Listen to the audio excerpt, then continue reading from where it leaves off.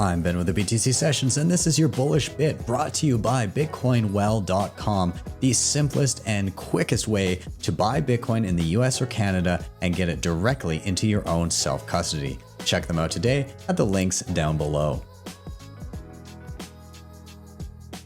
Bitcoin's a human system at the end of the day. Bitcoin might run for 1,000 years like Michael Saylor talks about, but it doesn't mean humans have to adopt it.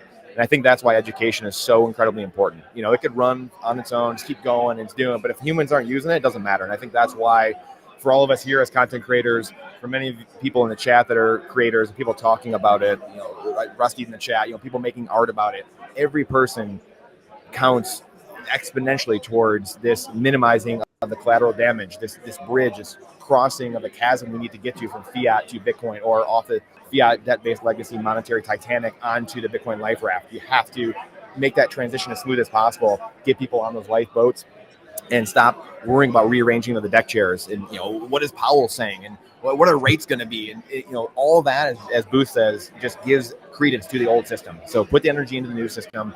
I know you're preaching sense, but it's the one person that is wavering for a second. We all have those moments. We're human, but keep going because we need the 3%.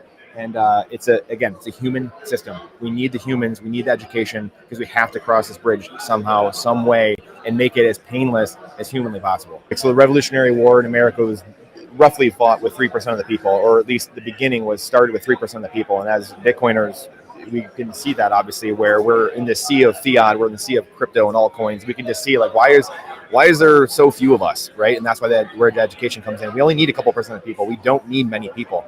And 3% in America, at least, turns out to be roughly about, 10 million people. So ironically, that's the mission of Swan. You know, like you see this number thrown out, right? And there's something to it.